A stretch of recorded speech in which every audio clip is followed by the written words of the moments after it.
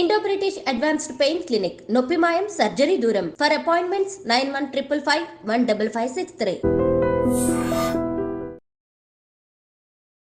నమస్కారం, welcome to I dream. ధర్మ మార్గం విత్ విజిత కార్యక్రమానికి స్వాగతం.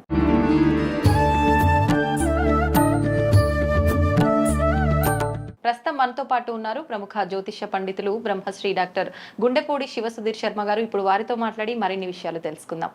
నమస్తే అండి. శ్రీమాత్రే నమః. శ్రీ గురుభ్యో నమః. అమావాస్య అనగానే ప్రతి ఒక్కరు కూడా ఒక నెగిటివ్ ఆలోచనలోకి వెళ్ళిపోతుంటారు.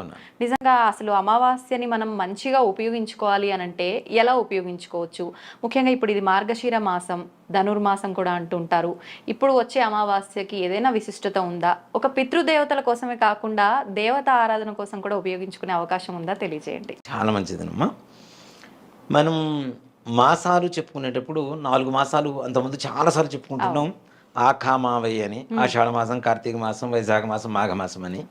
అలాగే కృష్ణ పరమాత్మ భగవద్గీతలో మాసానాం మార్గశీర్షోహం అని చెప్తుంటారు. మాసాలలో మార్గశిర మాసాన్ని నేనే అని చెప్తారు ఆయన. అంత పవిత్రమైనటువంటి, అంత శక్తివంతమైనటువంటి మాసం. నిజంగా మనం అంతకుముందు చెప్పుకుంటుంటాం, ప్రతి పౌర్ణానికి ఒక నక్షత్రం వస్తుంది, ఆ నక్షత్రాన్ని బట్టి మాసం పేరు మారుతూ ఉంటుంది అని. ఈ మార్గశిర మాసానికి మృగశిర నక్షత్రం పౌర్ణమి రోజున వచ్చింది కాబట్టి ఈ మాసానికి మార్గశిర మాసం అని చెప్పి పిలుస్తుంటాం. మార్గశిరము అంటే మార్గము అంటే దారి, శీర్షము శిరము అంటే ముఖము. అంటే మొట్టమొదటిగా దారి చూపించేటువంటి మార్గానికి ఉండేటువంటి మాసం పేరే ఈ మార్గశిర మాసానికి ఉండేటువంటి పేరు. దీనికి అధిపతి కుజుడు. ఈ మాసం మొత్తానికి అధిపతి కుజుడు అవుతాడు. ఇక్కడ అమావాస్య, మార్గశిర బహుళ అమావాస్య సోమవారం కలిసి వచ్చింది. సోమావతి అమావాస్య అని పిలుస్తూ ఉంటాం దాన్ని. సోమవారం అమావాస్యను కలిసి వస్తే ఇప్పుడు మనకి చాలా మందికి ఏంటి, మంగళవారం అమావాస్య, ఆదివారం అమావాస్య, ఆదివారం హస్త నక్షత్రం, ఆదివారం పుష్యమే నక్షత్రం, ఇట్లాంటివి కలిసి వచ్చినప్పుడు విశేషంగా చెప్పుకుంటూ ఉంటారు. వాటన్నిటికంటే కూడా ఇంకా పరమ పవిత్రమైన శక్తివంతమైనటువంటి ఒక అమావాస్య ఏదైనా ఉన్నది అంటే అది సోమావతి అమావాస్య. ఇక్కడ సోమావతి అంటే సోమవారం అమావాస్య వస్తే ప్రత్యేకత ఏమిటి అంటే, ఎప్పుడు ఎవ్వరూ కూడా సూర్య చంద్రుల్ని ఒకేసారి చూడలేము. సూర్యుడు వస్తే చంద్రుడు ఉండడు, చంద్రుడు వస్తే సూర్యుడు ఉండడు, అవునా? కానీ సోమావతి అమావాస్య రోజున ఇద్దరికీ సంబంధించినటువంటి రోజు. సోమవారం చంద్రుడు, అమావాస్య సూర్యుడు, ఇద్దరు రవిచంద్రుడు ఇద్దరికి తగినటువంటి రోజు, సంబంధించినటువంటి రోజు. అందున ఈ మార్గశిర మాసంలో వచ్చేటువంటి మాసానికి ఇందాక నేను మాసాధిపతి ఎవరని చెప్పాను, కుజుడు అని చెప్పాను. రవి చంద్ర కుజగ్రహాల అనుగ్రహం ఒక్క రోజు చేసేటువంటి పరిహారాలతో సరిపోతుంది.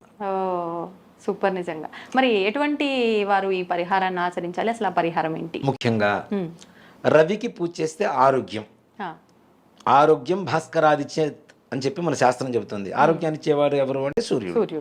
చంద్రమా మనసే జాత, మనఃకారకమైనటువంటి కష్టాలను తొలగించేవాళ్ళు ఎవరు అంటే చంద్రుడు.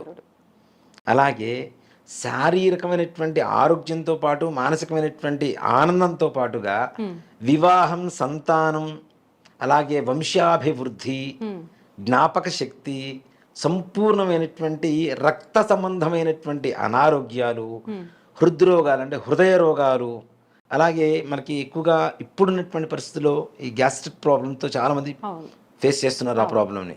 ఇలాంటివి, అలాగే బ్రెయిన్ స్ట్రోక్ సంబంధించినటువంటి అనారోగ్యాలు, ఇవన్నీ కూడా కుజుడు ఆధీనంలో ఉంటాయి.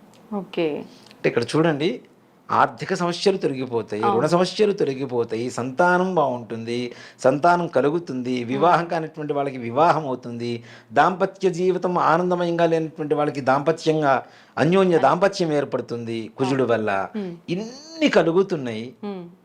రవి చంద్ర కుజగ్రహాలు 3 ఒక్కసారి కలిసి అనుగ్రహిస్తే మనకు కావాల్సింది ఏముంటుంది? ఇంకా జీవితంలో అన్నీ వచ్చేసినట్టే, అవునా? ఇక్కడ ఈ అమావాస్య ఏదైతే ఉందో, మనం చాలాసార్లు పితృదేవతలు, పితృశాపాలు, స్త్రీ శాపాలు, దేవతా శాపాలు అని చెప్పి చెబుతూ ఉంటాం. దీంట్లో దేవతా శాపాలు అనేటువంటివి ఎక్కువగా ఏంటంటే, మన పూర్వీకులు కట్టించినటువంటి దేవాలయాలు ఎక్కడ కట్టించారో తెలియదు, ఏమైపోయినాయో తెలియదు, వాటిని పట్టించుకోకుండా వదిలేసినటువంటి వంశ పరంపర ఉంటూ ఉంటుంది. ఓకే. నెక్స్ట్ జనరేషన్స్ ఉంటాయి, గుడి కట్టించిన సంగతి మనకి తెలియదు. ఇప్పుడు మన ఇంట్లో పిల్లవాళ్ళ ఆయన మనం దేవుణ్ణి చూస్తాం, అవును అవునా? కాబట్టి అక్కడ మన కుటుంబానికి సంబంధించినటువంటి ఒక దేవుడికి ఎక్కడా కూడాను ధూపదీప నైవేద్యాలు లేకుండా గుళ్ళు మూసివేయబడ్డాయి. ఆ విధంగా దేవతా శాపం వస్తుంది. అలాగే గృహదేవత, ఇష్టదేవత, కులదేవత అని చెప్పి ముగ్గురు ఉంటారు. కులదేవత కులంలో ఎవరిని అడిగినా చెప్తారు. ఇష్టదేవత అనేటువంటిది నా ఇష్టానికి నేను ఏ దేవుని కొలుచుకుంటాను, నా ఇష్టం అది. అలాగే గృహదేవత అనేటువంటి ఆరాధన ఒకటి ఉంటుంది. అందుకని చూడండి, మనం ఏ పూజ చేసినా గృహదేవత ఆరాధన చేస్తాం. కలవు వెంకట నాయక అనేటువంటి శక్తి ఉంది కాబట్టి వెంకటేశ్వర స్వామి వారికి ఎక్కువగా కలియుగంలో అందరూ పూజ చేస్తూ ఉంటారు, ఏ పూజ చేసినా. కానీ ప్రతి గృహానికి ఒక భగవంతుడు ఉంటాడు. కొంతమందికి రేణుగా ఎల్లమ్మ ఉండొచ్చు, కొంతమంది కట్టమైసం ఉండొచ్చు, కొంతమంది పోచమ్మ ఉండొచ్చు. గ్రామదేవత అంటే ఇంట్లో వీళ్ళు ఇంట్లో చేసుకుంటూ ఉంటారు. అలాగే వీరభద్రుడు ఉండొచ్చు, అలాగే మల్లన్న ఉండొచ్చు, నరసింహస్వామి ఉండొచ్చు, సుబ్రహ్మణ్యేశ్వర స్వామి వారు కావచ్చు, శివుడు కావచ్చు. ఒక్కొక్కరికి ఒక్కొక్క గృహదేవత తప్పనిసరిగా ఉంటుంది. మరి ఇప్పుడు పెద్దవాళ్ళు చెప్తేనే ఉంది అని మనకు తెలుస్తుంది, చెప్పని పక్షంలో మనం తెలుసుకునే అదే చెప్తున్నాను. ఇది ముఖ్యంగా ఈ గృహదేవత ఆరాధన కొంతమంది మధ్యలోనే వదిలేసినటువంటి వాళ్ళు ఉంటారు. తద్వారా కూడా దేవతా శాపాలు వస్తాయి. మన ఇంటికి సంబంధించినటువంటి దేవుని మనము వంశ పరంపరగా వస్తున్నటువంటి వాడిని మనం చేసుకుంటూ ఉంటే చక్కగా మనం కూడా వృద్ధిలో ఉంటాం. ఇప్పుడు చాలా మంది అధికమైనటువంటి కష్టాలు ఎందుకు పడుతున్నారు ముఖ్యంగా అంటే ఇవే రుణ బాధలు కావచ్చు, శత్రు బాధలు కావచ్చు, కోర్టు వ్యవహారాలు కావచ్చు, సంతానం కావచ్చు, వివాహం కావచ్చు, అనేక రకాలైన ఆర్థిక సమస్యలు కావచ్చు, వృత్తి ఉద్యోగాలు కావచ్చు, అనారోగ్య సమస్యలు కావచ్చు. ఇవన్నీ కూడాను గృహదేవత ఆరాధన మరిచిపోయిన ఇళ్లల్లో అధికంగా కనబడుతూ ఉన్నాయి. Okay okay. గృహదేవత ఎవరిని అడగాలి? మన పెద్దవాళ్ళని అడిగితే వాళ్ళు మనకు చెప్తే తెలుస్తుంది, ఎవరే మన ఇంటి దేవుడు ఈయన కాబట్టి పూజ చేసుకోవాలరా అని. అలా కూడా తెలియనటువంటి పక్షంలో ఎవరన్నా ఉంటే అంటే తెలిసేటువంటి పరిస్థితుల్లో ఎవరన్నా పెద్దవాళ్ళు ఉంటే వాళ్ళని కనుక్కోండి, చక్కగా చెప్తారు. లేదు కొత్తగా మాకెవరు తెలియదు, మా వాళ్ళు ఎవరు లేరు, నేను గృహదేవత ఆరాధన చేద్దాం అనుకుంటున్నాను, మీ ఇష్ట దైవాన్నే గృహదైవంగా మార్చుకోవచ్చు. ఓకే. అలా మనం నమస్కారం చేయడం ఏదైనా పూజా విధానం అదే చెప్తాను. ఈ సోమావతి అమావాస్య అనేటువంటిది ముఖ్యంగా ప్రపంచం మొత్తం కూడా ఇద్దరి మీద ఆధారపడుతుంటుంది. ఎవరు? రవిచంద్రుల మీద ఆధారపడుతుంటుంది. రెండు కలిసి వచ్చినటువంటి రోజు కాబట్టి ఎవరైనా మీ పూర్వ సంస్కృతి సంప్రదాయాన్ని అనుసరించి ఉన్నటువంటి గృహదేవత మీకు తెలిసినా తెలియజేసేటువంటి వాళ్ళు ఉంటే అడిగి తెలుసుకున్నా ఆ రోజు నుంచి ప్రారంభించడం. లేదు మేము కొత్తగా మా ఇంటి దేవత ఎవరో మాకు తెలియదు, మేమే చేసుకుంటున్నాం అనుకునేటువంటి ఇష్టదేవతనే గృహదేవతగా మార్చుకోవాలి అనుకునేటువంటి వాళ్ళు కూడా ఆ రోజు ఆ ఇంట్లో పటం పెట్టుకొని పూజ ప్రారంభించడం అనేది ఆనవాయితీగా వస్తుంది. ఓకే. గృహం మొత్తం సంతోషకరంగా ఉంటుంది. ఇప్పుడు అంటే మన ఇష్ట దైవాన్నే దైవంగా మార్చుకోమన్నారు. పటం పెట్టడం అంటే ఆల్రెడీ ఇప్పుడు నాకు శివుడు అంటే ఇష్టము, శివుడి ఫోటో ఆల్రెడీ ఇంట్లో ఉంది, మళ్ళీ ఆ రోజున అంటే నేను ప్రత్యేకంగా శుభ్రం చేసి వేరే ప్రత్యేకమైన విధానం ఏమైనా ఆచరించాలా? శుభ్రంగా పఠాన్ని మొత్తం చక్కగా తుడుచుకొని అలంకరించుకొని ఈ రోజు నుంచి నువ్వే మా గృహదేవత అని చెప్పి ఒక్కసారి స్వామివారికి నమస్కారం చేసుకొని, శివుడైతే శివాలయానికి, విష్ణుమూర్తి అయితే విష్ణుమూర్తి ఆలయానికి, సుబ్రహ్మణ్యేశ్వరుడు అయితే సుబ్రహ్మణ్యేశ్వరుడు ఆలయానికి వెళ్ళి ఆ రోజు నుంచి మీరు ఆయనకి దత్తత వెళ్తున్నట్టుగా, ఆయన మీరు దత్తత తీసుకుంటున్నట్టు కాదు, మీరు ఆయనకి దత్తత వెళ్తున్నట్టుగా మీ కుటుంబం మొత్తం కూడా ఆయనకి రుణపడి ఉన్నట్టుగా భావించి దత్తత స్వామివారికి మనం దత్తత వెళ్తున్నాం అనేటువంటి భావనతో నమస్కారం చేసుకొని అర్చన చేయించుకొని రాండి. మీకు గృహదేవత శాపాలు సంపూర్ణంగా విముక్తి కలుగుతాయి. గృహదేవత అంటే దేవతా శాపం అనేటువంటి విముక్తి కలిగితే ఇంట్లో అన్ని సకలైశ్వర్యాలు కలుగుతాయి నాన్న. ఇంట్లో పిల్లలు మంచి సత్సంతానం కలుగుతుంది, వాళ్ళ ఆరోగ్యం బాగుంటుంది, పిల్లలు బుద్ధిమంతులుగా ఉంటారు, దుర్వ్యసనాలు దుస్నేహాలకు దూరంగా ఉంటారు, సద్బుద్ధితో ఉంటారు, అట్లానే మంచి విద్యావంతులు అవుతారు, సత్ప్రవర్తన ఉంటుంది. ఇప్పుడు నిజంగా అష్టైశ్వర్యాల్లో మన మాట వినేటువంటి పిల్లలకు పుట్టడం కూడా మనకు ఐశ్వర్యంలో ఒక భాగమే. నిజంగా ఇప్పుడున్న పరిస్థితుల్లో అది ఇంకా ముఖ్యమైనటువంటి అంశం కదా. కాబట్టి ఇలాంటివి ఈ రోజున చెయ్యవచ్చు. అలాగే అసలు ఇవేవి మాకు చేత కాదని మేము చేసుకోలేము. అలాంటి వాళ్ళు మనం ఎక్కువగా అమావాస్య అంటేనే ఇందాక మీరు చెప్పినట్టుగా నెగిటివ్గా ఎక్కువగా ఫీల్ అవుతుంటారు. చీకటి అసలు చంద్రుడు ఉండడు, ఉండడు. రాత్రి మొత్తం చీకటే ఉంటుంది. అందుకని ఆడపిల్లలు కూడా అమావాస్య రోజు రాత్రిపూట బయటికి వెళ్ళొద్దు, మధ్యాహ్నం బయటికి వెళ్ళకండి, తల స్నానం చేసి అంతకంటే తిరగండి, జుట్టు విరబోసుకోకండి, కనీసం కాళ్ళలో అయినా చిన్న కాటుకైనా పెట్టి బయటికి పంపిస్తారు. కాటుకు పెడతారు, కొద్దిగా ఆయిల్ తీసుకొని నెత్తిన పూసి బయటికి పంపిస్తుంటారు. ఇది నిజంగా రక్షగా ఉంటుందా? చాలా చాలా తప్పనిసరిగా. దీనివల్ల అంటే ఎక్కువగా ఏమవుతుంది అంటే ఈ అమావాస్య రోజున చెడు ఎక్కువగా ప్రబలుతూ ఉంటుంది. చీకట్లో ఉంటేనే కదా చెడు వచ్చేది. వెలుగంటే మంచి, చెడు చీకటి అంటే చెడు. ఈ చెడు ఎక్కువగా ప్రబలుతూ ఉంటుంది.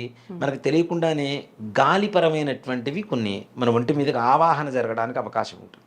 గాలి రూపంలో ఆత్మలు ఉంటాయి అంటుంటాం కదా.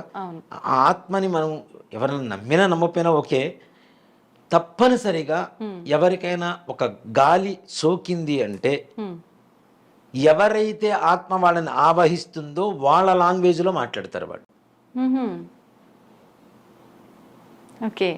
ఇటీవల ఇట్లా సబ్జెక్ట్స్తో కొన్ని సినిమాలు కూడా వచ్చినాయి.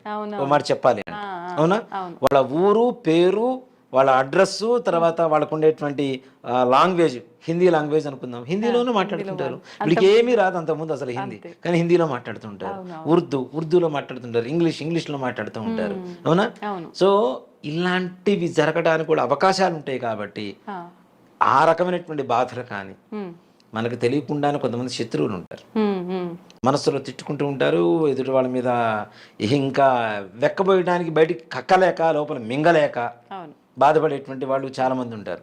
అలాంటి వాళ్ళు అసూయపరులు ఎక్కువగా క్షుద్ర ప్రయోగాలు చేయడానికి కూడా ఏమాత్రం వెనకాడరు. ఇప్పుడు ప్రతి ఒక్కరి దగ్గర దేవతాశక్తి అమితంగా లేదుగా. అమితంగా దేవతాశక్తి ఉంటే వాడు ఏ ప్రయోగం కాదు, ఏం చేసినా వీడికి ఏం కాదు. కానీ ఎప్పుడైతే వీక్గా ఉంటుంది, వీడి నక్షత్రం తెలిసిన రోజున నక్షత్ర స్థితి, గ్రహస్థితి ఎప్పుడు వీక్గా ఉంటుందో అప్పుడు అవతల వాళ్ళు ప్రయోగాలు చేయడానికి అవకాశం ఉంటుంది.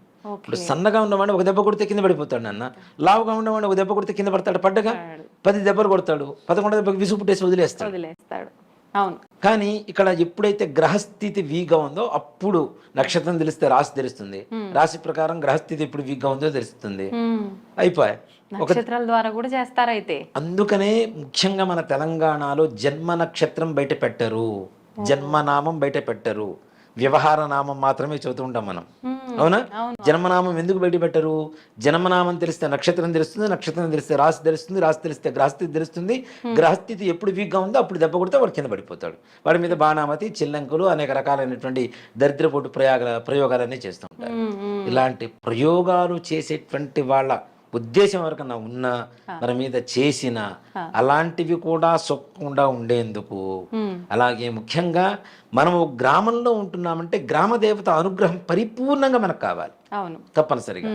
అలాంటి గ్రామ దేవత శక్తిని ఇంకాస్త ఇముడీకృతం చేసి, ఇంకాస్త శక్తివంతంగా తయారు చేసి, ఆ శక్తిని మన ఇంటి దాకా తెచ్చుకొని ఇలాంటి విషయాల ద్వారా వచ్చేటువంటి బాధల నుంచి నివృత్తి కలగడానికి కూడా అవకాశం ఈ యొక్క సోమావతి అమావాస్య బాగా కలుగజేస్తూ ఉంటుంది. ఎలా గ్రామదేవత ఆలయం ఉంది మన పొలిమేరలో, మైసమ్ము, పోచమ్ము, గంగానమ్ము, అల్లూరు, పోలేరమ్ము, ఏదో ఒక దేవత ఉంటుంది, అమ్మవారు ఉంటుంది. అక్కడ ఆ పూజారులు కూడా ఉండరు తొందరగా కదా. ఒక 27 నిమ్మకాయలు చక్కగా మాల గుచ్చుకోండి. ఎట్లాగా దారానికి పసుపు పూసి నిమ్మకాయ మాల గుచ్చుకొని చక్కగా గంధం పెట్టి కుంకుమతో బొట్టు పెట్టండి. ఒక 11 నిమ్మకాయలు తీసుకోండి విడిగా. ఇంట్లో పెరుగన్నం లేదా పాయసం, బియ్యంతో తయారు చేసిన పొంగలి, ఈ రెండిట్లో ఏది అవకాశం ఉంటే అది, కొబ్బరికాయ, అగరబత్తీలు, పసుపు, కుంకుమ ఇవి తీసుకొని వెళ్ళండి.